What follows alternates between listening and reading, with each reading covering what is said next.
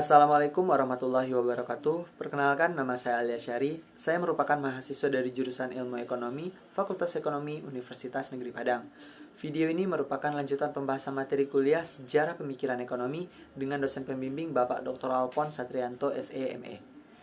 Pada video kali ini saya akan membahas materi tentang sosialisme Marx atau Marxisme. Yang pertama, saya akan membahas tentang kecaman Marx terhadap sistem kapitalis. Karl Marx sangat membenci dengan sistem perekonomian liberal yang digagas oleh Adam Smith dan kawan-kawannya. Untuk menunjukkan kebenciannya, Marx menggunakan berbagai argumen untuk membuktikan bahwa liberal kapitalis itu buruk. Argumen-argumen yang disusun Marx dapat dilihat dari berbagai segi.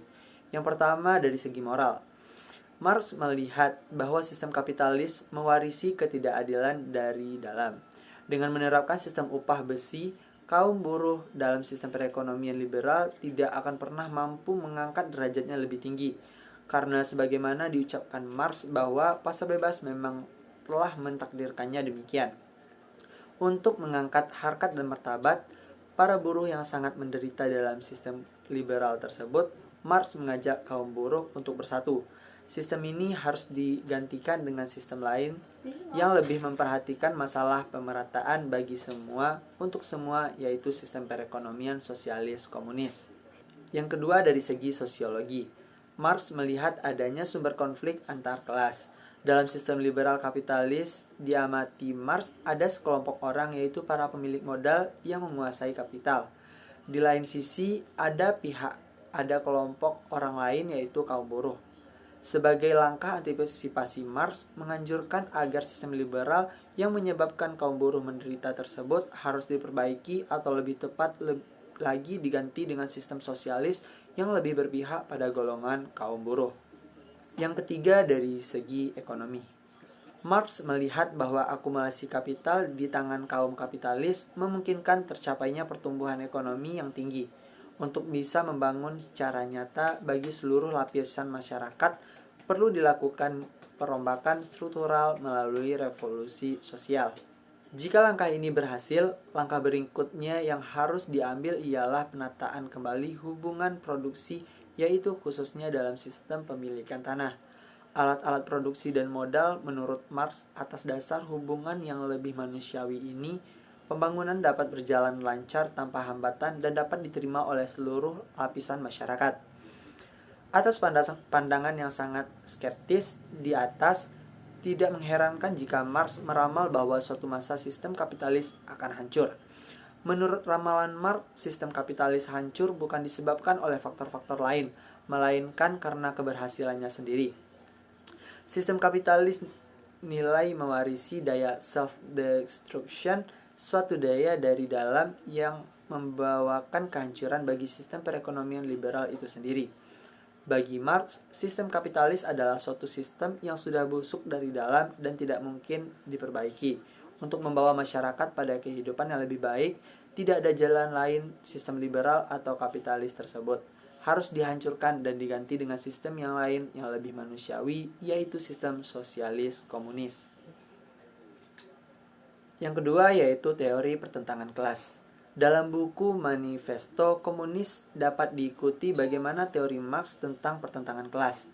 Menurut Marx, sejarah segala masyarakat yang hingga sekarang pada hakikatnya adalah sejarah pertentangan di kelas zaman kuno. Ada kaum bangsawan yang bebas dan budak yang terikat. Di zaman pertengahan ada tuan tanah sebagai pemilik dan hamba sahaya yang mengharap tanah, bukan kepunyaannya. Bahkan di zaman modern ini juga ada majikan yang memiliki alat-alat produksi dan buruh yang hanya punya tenaga kerja untuk dijual kepada majikan. Di samping itu, ada masyarakat kelas kaya dan kelas masyarakat yang tak berpunya. Semua kelas masyarakat dianggap Marx timbul sebagai hasil dari kehidupan ekonomi masyarakat sebagaimana dikutip Roosevelt pada tahun 1977 dan Manifesto Komunis. Yang ketiga, yaitu teori surplus value dan penindasan buruh. Menurut pandangan kaum klasik, yaitu Ricardo, nilai suatu barang harus sama dengan biaya-biaya untuk menghasilkan barang tersebut yang di dalamnya sudah termasuk ongkos tenaga kerja berupa upah alami dan atau natural wages. Upah alami yang diterima para buruh hanya cukup sekedar penyambung hidup secara subsistem, yaitu untuk memenuhi kebutuhan yang sangat pokok-pokok saja. Padahal nilai dari hasil kerja para buruh jauh lebih besar dari jumlah yang diterima mereka sebagai upah alami. Kelebihan nilai produktivitas kerja buruh atas upah alami yang disebut Marx sebagai nilai lebih dinikmati oleh para pemilik modal. Semakin kecil upah yang alami yang dibayarkan kepada kaum buruh, semakin besar nilai surplus yang dinikmati para pemilik modal. Nilai surplus adalah kelebihan nilai produktivitas kerja atas upah alami yang diberikan kepada buruh. Semakin rendah nilai upah yang diberikan kepada buruh, semakin besar pula nilai surplus yang dinikmati para pemilik modal.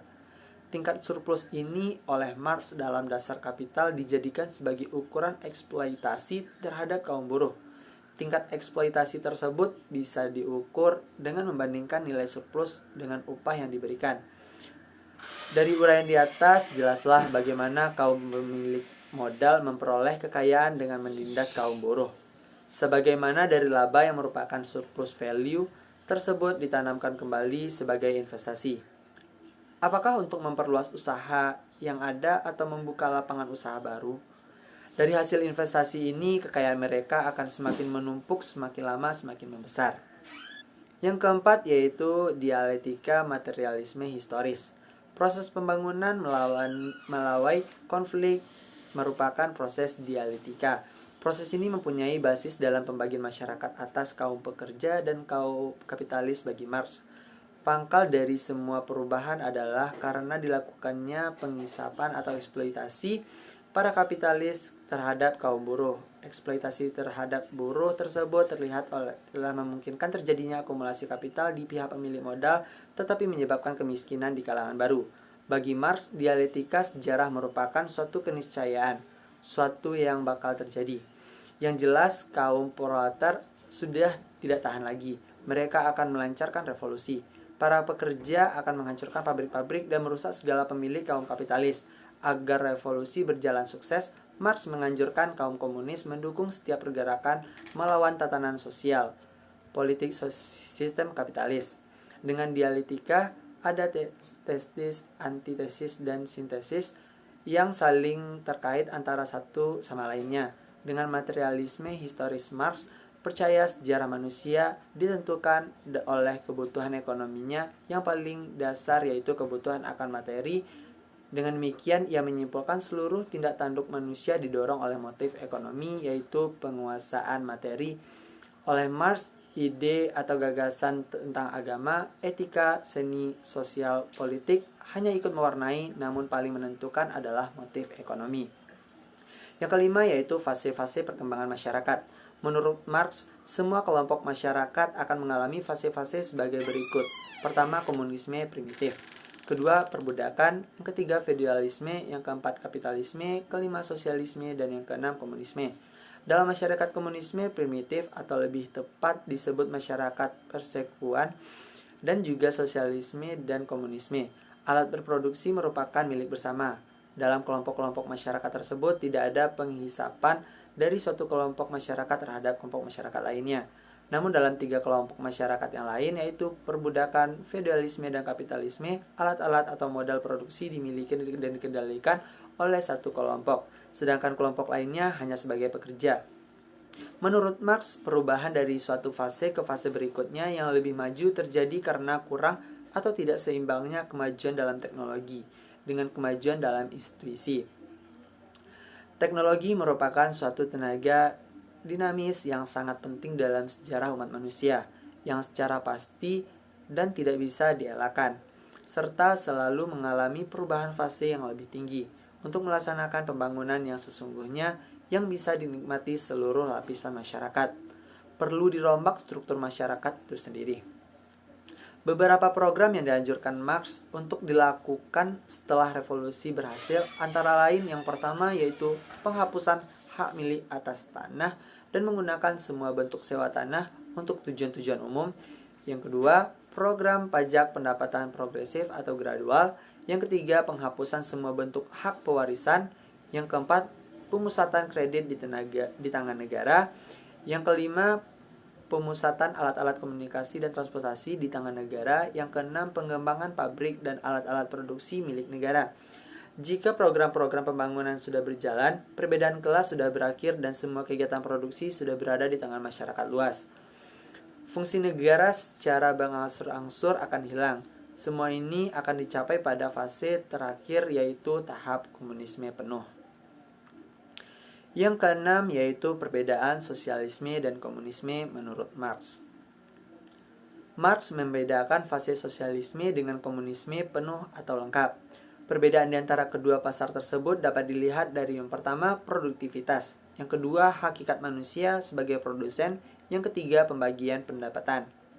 Dalam fase sosialisme, produktivitas masih rendah dan kebutuhan materi belum terpenuhi secara cukup.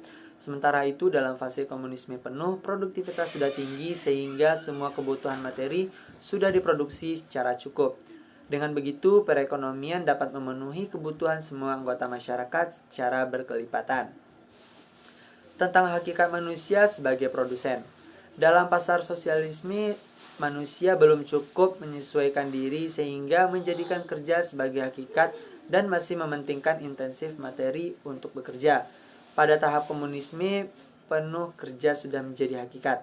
Manusia bekerja dengan penuh kegembiraan sukacita. Jadi kesimpulannya, masalah-masalah seperti kelangkaan dan intensif pribadi dengan sendirinya akan hilang jika masyarakat sudah sampai pada tahap komunisme penuh. Bahkan yang uang tidak perlu digunakan lagi. Dalam tahap komunisme penuh tidak ada lagi kelas-kelas masyarakat dan pengisapan dari suatu kelompok masyarakat terhadap kelompok masyarakat lainnya. Demikian pembahasan materi tentang sosialisme Marx atau Marxisme. Terima kasih sudah menonton. Saya akhiri. Assalamualaikum warahmatullahi wabarakatuh.